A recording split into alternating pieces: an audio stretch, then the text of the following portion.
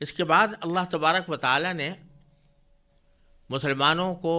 آپس کی پھوٹ سے بچانے اور ایک مشترک مقصد کی طرف متوجہ کرنے کے لیے ایک بہترین علاج بھی تجویز فرمایا ہے، اور ساتھ ہی وہ ایک عام حکم بھی ہے جو اس امت کو دیا جا رہا ہے۔ فرمایا کہ وَلْتَكُمْ مِنْكُمْ أُمَّةٌ، تمہارے درمیان ایک جماعت ایسی ہونی چاہیے، يَدْعُونَ إِلَى الْخَيْرِ، جس کے افراد لوگوں کو بھلائی کی طرف بلائیں، وَيَأْمُرُونَ بِالْمَعْرُوفِ، نیکی کی تلقین کریں، وَيَنْحَوْنَ عَنِ الْمُنْكَرِ، اور برائی سے روکیں، وَأُولَئِكَ هُمُ الْمُفْلِحُونَ، اور ایسے ہی لوگ ہیں جو فلاح پانے والے ہیں۔ اس میں حکم یہ دیا گیا ہے کہ امت مسلمہ جتنی بھی ہے اس میں سے کچھ لوگ اپنے آپ کو اس کام کے لیے وقف کر دیں کہ وہ لوگوں کو بھلائی کی دعوت دیں اور نیکی کا حکم دیں اور برائی سے روکیں، یعنی اسلام کی دعوت میں اپنے آپ کو مشغول کریں۔ تو جب مسلمانوں کی توجہ دوسرے لوگوں کو اسلام کی دعوت کی طرف متوجہ کرنے میں لگ جائے گی تو اس کا نتیجہ یہ ہوگا کہ وہ آپس کے اختلافات ان کے ختم ہو جائیں گے یا ان کو وہ بھول جائیں گے، کیونکہ جب کوئی بڑا مقصد سامنے ہوتا ہے تو اس وقت میں آپس کے جو چھوٹے چھوٹے اختلافات ہوتے ہیں وہ خود ختم ہو جاتے ہیں اور لوگ اس بڑے مقصد کی طرف متوجہ ہوتے ہیں۔ تو اس آیت کریمہ میں مسلمانوں کو دین کی دعوت اور دین کے احکام کی دعوت دینے کی ترغیب بلکہ تلقین فرمائی گئی ہے، اور یہی بات آگے چند آیتوں کے بعد آنے والی ہے، وہاں اس حکم کی تھوڑی سی تفصیل میں انشاءاللہ عرض کروں گا، کیونکہ یہاں تو فرمایا گیا ہے کہ وَلْتَكُمْ مِنْكُمْ أُمَّةٌ يَدْعُونَ إِلَى الْخَيْرِ، تم میں سے ایک جماعت ایسی ہونی چاہیے جو بھلائی کی طرف دعوت دے اور برائیوں اور لوگوں کو اچھائی کی تلقین کرے اور برائی سے روکے۔ لیکن آگے جو آیات چند آیتوں کے بعد اللہ تبارک و تعالی نے اسی صورت کے اندر یہ فرمایا ہے کہ کنتم خیر امت اخرجت للناس، کہ تمہیں ایک بہترین امت بنا کر پیدا کیا گیا ہے جو لوگوں کو اچھائی کی دعوت دیتی ہے اور برائی سے روکتی ہے۔ تو ان دونوں آیتوں کا جو ملا کر مقصد نکلتا ہے میں انشاءاللہ وہاں پر عرض کروں گا۔ یہاں اتنی بات سمجھ لینا کافی ہے کہ مسلمانوں کو باہمی پھوٹ سے بچانے کا بہترین طریقہ یہ بیان کیا گیا ہے کہ وہ اسلام کی دعوت کی طرف متوجہ ہو جائیں اور اپنے مقصد زندگی کو اسی کے تابع کر لیں۔ پھر آگے اللہ تبارک و تعالی نے فرمایا وَلَا تَكُونُوا كَالَّذِينَ تَفَرَّقُوا وَاخْتَلَفُوا مِن بَعْدِ مَا جَاءَهُمُ الْبَيِّنَاتُ، اور ان لوگوں کی طرح نہ ہو جانا کہ جو آپس میں الگ الگ ہو گئے، آپس میں انہوں نے پھوٹ ڈال لی، واختلفوا، اور اختلاف میں پڑ گئے، من بعد ما جاءہم البینات، باوجود کہ ان کے سامنے کھلے کھلے دلائل آ چکے تھے۔ یہ اشارہ ہے اہل کتاب کی طرف، یعنی یہودی اور نصرانی جن کا ذکر پیچھے سے چل رہا ہے۔ فرمایا جا رہا ہے کہ ان کی طرح نہ ہو جانا، کیونکہ ان کے سامنے بھی اللہ تبارک و تعالیٰ کی طرف سے کھلے کھلے دلائل آ چکے تھے۔ ایک تو اس طرح کہ خود ان کی کتابوں میں نبی کریم سرور دو عالم صلی اللہ علیہ وسلم کی تشریف آوری کی بشارتیں دی گئی تھیں، آپ کی علامتیں بتائی گئی تھیں، اور وہ ساری علامتیں رسول کریم سرور دو عالم صلی اللہ علیہ وسلم میں پائی جا رہی ہیں۔ اور دوسرے اس طرح کہ جب نبی کریم صلی اللہ علیہ وسلم تشریف لائے تو آپ نے قرآن کریم کی شکل میں عظیم معجزہ لوگوں کے سامنے پیش کیا اور اپنے نبوت کے کھلے کھلے دلائل لوگوں کے سامنے بیان کیے، جن کے بارے میں قرآن نے کہا کہ وہ خود یہ تسلیم کرتے تھے، اپنے دلوں میں مانتے تھے کہ یہ رسول کریم صلی اللہ علیہ وسلم واقعتاً وہ نبی آخر الزماں ہیں جو آخر دور میں تشریف لانے والے تھے۔ اس کے باوجود انہوں نے اپنے آپ کو ایک راستے کی طرف چلا دیا، یعنی انہوں نے آپ کی بات تسلیم کرنے کے بجائے اپنے آپ کو یہودی اور نصرانی ہی رکھا، اور ان کھلے کھلے دلائل آ جانے کے باوجود انہوں نے الگ راہ اختیار کر لی۔ ایسے لوگوں کے بارے میں باری تعالیٰ نے فرمایا وَأُولَٰئِكَ لَهُمْ عَذَابٌ عَظِيمٌ، ایسے لوگوں کو سخت عذاب ہوگا، سخت سزا ہوگی۔ اور کب ہوگی اس کا بیان اگلی آیت میں اس طرح فرمایا کہ یوم تبیض وجوہ وتسود وجوہ، اس دن ہوگی جب کچھ چہرے چمکتے ہوں گے۔ تبیض کے معنی ہے سفید ہوں گے، اور سفید ہونے سے مراد ہے کہ وہ چمک رہے ہوں گے، اور تسودو کے معنی ہے سیاہ پڑ جائیں گے۔ تو کچھ چہرے چمک رہے ہوں گے خوشی کی وجہ سے اور اپنے اچھے انجام کی وجہ سے، جنت کے نعمتوں کی وجہ سے، اور کچھ چہرے ایسے ہوں گے جو سیاہ پڑ جائیں گے جب اپنا برا انجام آنکھوں کے سامنے آئے گا جہنم کی شکل میں، تو ان کے چہرے اس تکلیف سے، اس خوف سے اور اس دہشت سے جو ان کو جہنم کی شکل میں سامنے آئے گی، اس کی وجہ سے چہرے سیاہ پڑ جائیں گے۔ قرآن کریم میں کئی جگہ یہ بات آئی ہے کہ جن لوگوں نے کفر اپنا لیا ہے آخرت میں ان کے چہرے سیاہ پڑ جائیں گے۔ آگے فرمایا فَأَمَّا الَّذِينَ اسْوَدَّتْ وُجُوهُهُمْ، جن لوگوں کے چہرے سیاہ پڑ گئے ان سے کہا جائے گا کہ اکفرتم بعد ایمانکم، کیا تم نے ایمان لانے کے بعد بھی کفر اختیار کر لیا؟ یہ ایمان لانے کے بعد کفر اختیار کرنے کے دو مطلب ہو سکتے ہیں۔ ایک تو یہ کہ اہل کتاب کا ذکر چل رہا ہے، وہ پہلے حضرت موسیٰ علیہ السلام پر ایمان لائے تھے، اور نصرانی حضرت موسیٰ علیہ السلام کے علاوہ حضرت عیسیٰ علیہ السلام پر بھی ایمان لائے تھے۔ اس ایمان کے بعد جب رسول کریم صلی اللہ علیہ وسلم کا نمبر آیا تو انہوں نے کفر اختیار کر لیا۔ اور دوسرے اس میں وہ لوگ بھی داخل ہیں کہ جو منافق تھے، زبان سے انہوں نے ایمان کا اقرار کر لیا تھا لیکن حقیقت میں وہ کافر تھے۔ تو دونوں قسم کے لوگوں سے کہا جائے گا، ان کے چہرے بھی سیاہ پڑ جائیں گے، ان کے چہرے بھی سیاہ پڑ جائیں گے، اور ان سے کہا جائے گا کہ کیا تم ایمان لانے کے بعد تم نے کفر اختیار کر لیا؟ فذوقوا العذاب، لہذا چکھو مزہ عذاب کا، بما کنتم تکفرون، کیونکہ تم کفر کیا کرتے تھے۔ یہ تو کہا جائے گا ان لوگوں سے جن کے چہرے سیاہ پڑ جائیں گے۔ وَأَمَّا الَّذِينَ ابْيَضَّتْ وُجُوهُهُمْ، اور رہے وہ لوگ جن کے چہرے چمک رہے ہوں گے، ففی رحمت اللہ، تو وہ اللہ تعالیٰ کی رحمت میں ہوں گے، رحمت کے دامن میں ہوں گے۔ ہم فیہا خالدون، اور وہ اس رحمت میں ہمیشہ ہمیشہ رہیں گے۔ یہاں اللہ تبارک و تعالیٰ نے شروع میں ذکر تو اس طرح کیا تھا کہ کچھ چہرے ایسے ہوں گے جو چمک رہے ہوں گے، جو چمکنے والے چہروں کا ذکر پہلے فرمایا تھا، اور اس کے بعد دوسرا ذکر کیا تھا ان لوگوں کا جن کے چہرے سیاہ پڑ جائیں گے۔ تو پہلے چمکنے والے چہروں کا ذکر کیا اور پھر سیاہ پڑنے والے چہروں کا ذکر کیا، لیکن آگے جب اس کی تفصیل بیان فرمائی تو پہلے سیاہ پڑنے والوں کا ذکر کیا اور پھر چمکنے والے چہروں کا ذکر کیا۔ اس کی وجہ مفسرین نے یہ بیان فرمائی ہے کہ اس سے اشارہ اس طرف ہے کہ اللہ تبارک و تعالیٰ کا اصل مقصد یہی ہے کہ لوگ وہ اعمال اختیار کریں جو آخرت میں ان کے چہرے کے چمکنے کا سبب بنے۔ تو اصل چیز وہ ہے کہ ان کے چہرے چمکیں، اللہ تبارک و تعالیٰ کی دی ہوئی نعمتوں میں وہ پھلیں پھولیں۔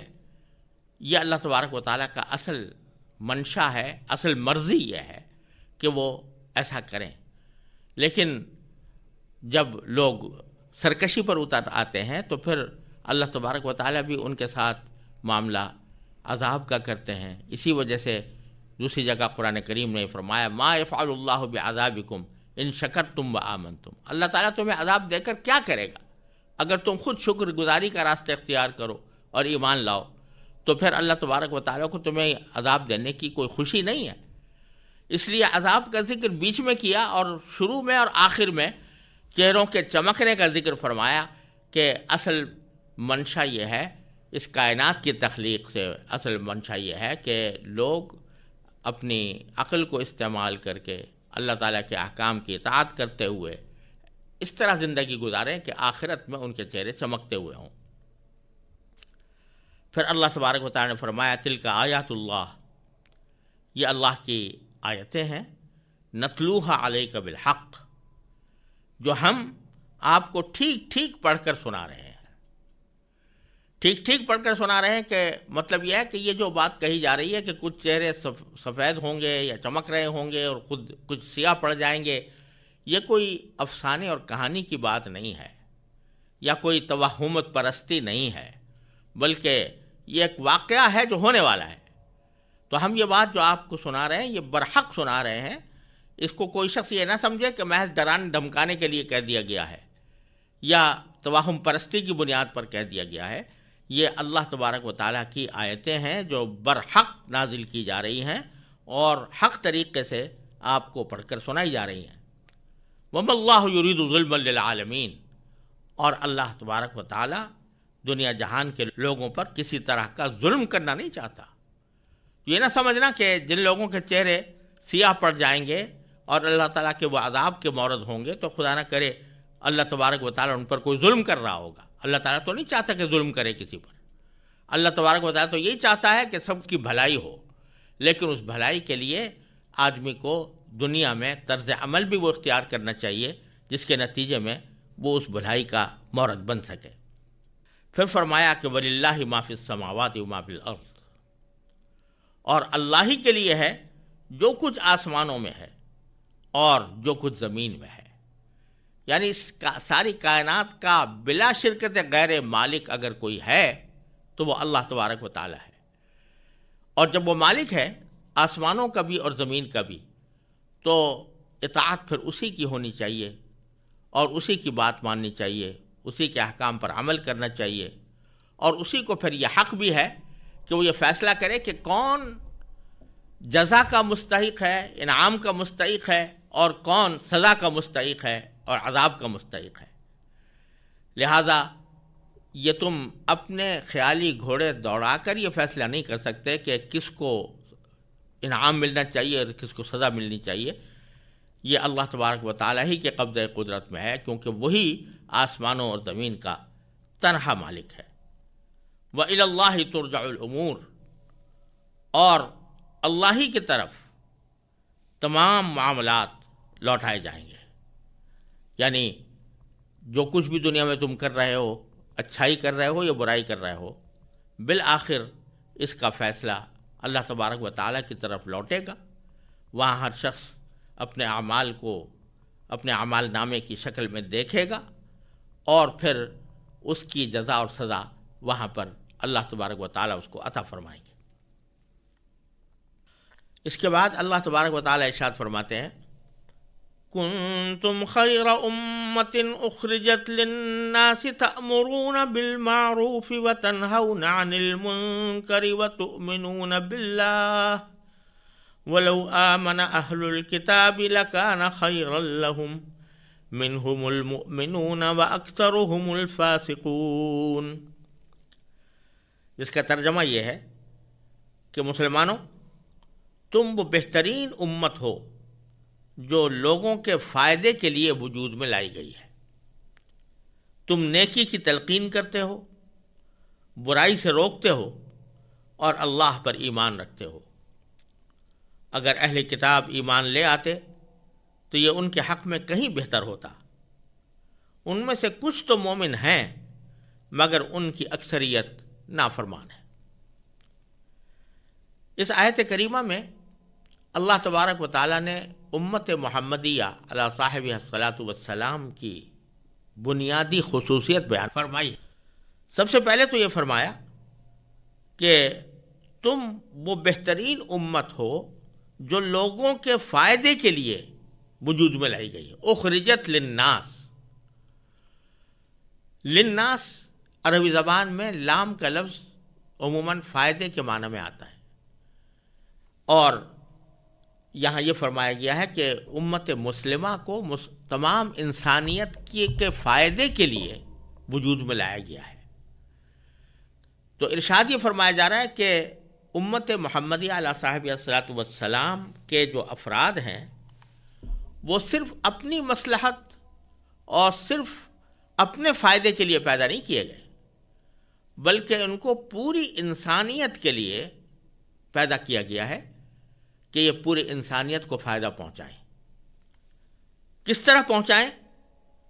اس کا ذکر اس طرح فرمایا گیا ہے کہ تأمرون بالمعروف، کہ تم دوسرے لوگوں کو نیکی کا حکم دو، وتنہون عن المنکر، اور برائی سے لوگوں کو روکو، وتؤمنون باللہ، اور خود اللہ پر ایمان رکھو۔ تو بتایا جا رہا ہے کہ امت محمدیہ علیہ صاحب الصلاۃ والسلام کی یہ بنیادی خصوصیت ہے کہ یہ اس لیے پیدا کی گئی ہے کہ نہ صرف یہ خود اللہ پر ایمان رکھے بلکہ دوسرے لوگوں کو بھی اچھائی کی تلقین کرے اور برائی سے روکے، پوری امت روکے۔ یہاں دو تین باتیں سمجھنی ضروری ہیں، کیونکہ قرآن کریم نے یہ اصطلاح بہت سے مقامات پر استعمال فرمائی ہے، جس کو امر بالمعروف، نیکی کا حکم کرنا، اور نہی عن المنکر، برائی سے روکنا کہا جاتا ہے۔ اس کی جگہ جگہ قرآن کریم میں ترغیب دی گئی ہے، اس کی فضیلت بیان فرمائی گئی ہے۔ تو اس سلسلے میں چند احکام اور چند تفصیلات جاننا بھی بڑا ضروری ہے۔ پہلی بات تو یہ کہ اس سے پہلی آیات جو میں نے تلاوت کی تھیں اور ان کی تفسیر عرض کی تھی، ان میں یعنی سورہ آل عمران کی آیت نمبر 104 میں قرآن کریم نے یہ فرمایا تھا کہ وَلْتَكُمْ مِنْكُمْ أُمَّةٌ يَدْعُونَ إِلَى الْخَيْرِ، کہ تم میں ایک ایسی جماعت ضرور ہونی چاہیے جو لوگوں کو بھلائی کی دعوت دے۔ تم میں سے ایک جماعت ایسی ہونی چاہیے۔ یہاں پوری امت کو نہیں کہا گیا کہ پوری امت دعوت دے بھلائی کی طرف، لیکن یہاں اس آیت میں فرمایا جائے کنتم خیر امت، یہاں یہ نہیں فرمایا کہ تم میں سے ایک جماعت ایسی ہے جو اس کام کے لیے نکالی گئی ہے، بلکہ پوری امت کو کہا گیا ہے کہ اس کو انسانیت کے فائدے کے لیے پیدا کیا گیا ہے، اور وہ اس طرح کہ وہ لوگوں کو بھلائی کی تلقین کرے اور برائی سے روکے۔ دونوں آیتیں اپنی اپنی جگہ برحق ہیں اور دونوں کا ایک مفہوم ہے۔ بات دراصل یہ ہے کہ امر بالمعروف اور نہی عن المنکر، یعنی اچھائی کا حکم دینا اور برائی سے روکنا، اس کے دو معنی ہوتے ہیں۔ ایک معنی یہ ہے